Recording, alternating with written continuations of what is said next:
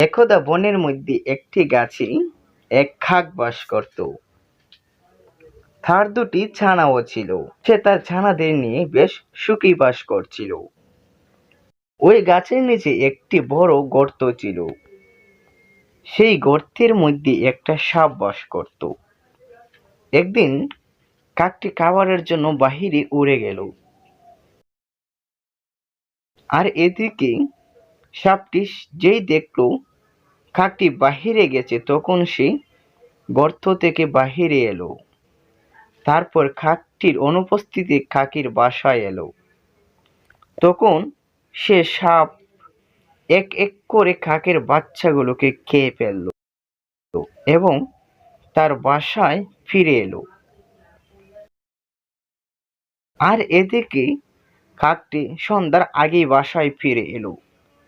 সে টুটে করে বাচ্চাদের জন্য খাবার নিয়ে এলো, কিন্তু হয় সে বাসায় এসে কাউকেই খুঁজে পেল না।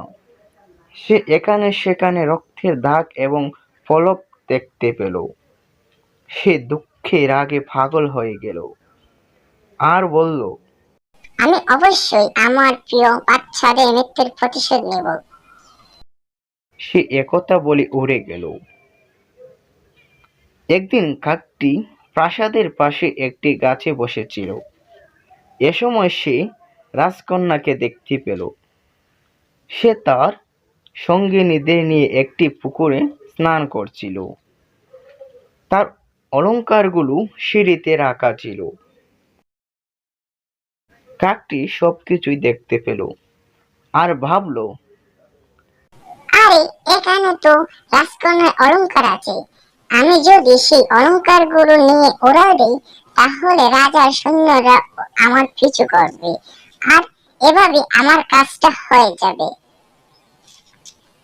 যা ভাবে কাকটি তেমনটি করে।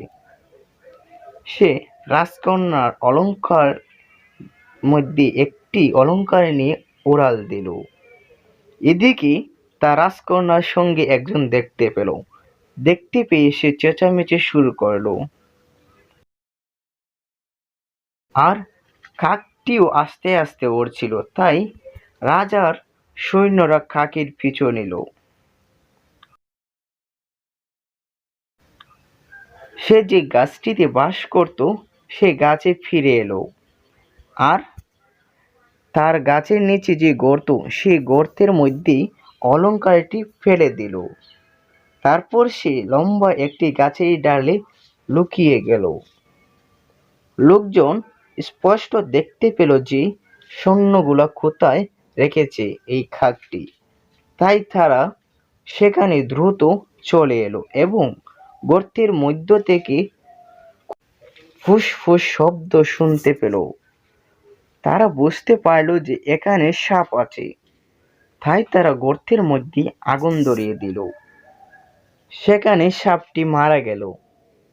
সেটা দেখে কাকটি অনেক খুশি হলো। তারপর তারা অলংকারটি নিয়ে প্রাসাদে চলে গেল। এভাবেই কাকটি তার সন্তানদের মৃত্যুর প্রতিশোধ নিল। বন্ধুরা, আপনাদের কাছে যদি এই ভিডিওটি ভালো লেগে থাকে তাহলে এই ভিডিওতে একটি লাইক করে শেয়ার করে দিন। তার সঙ্গে এই চ্যানেলটি সাবস্ক্রাইব করে বেল আইকনটি অন করে রাখুন।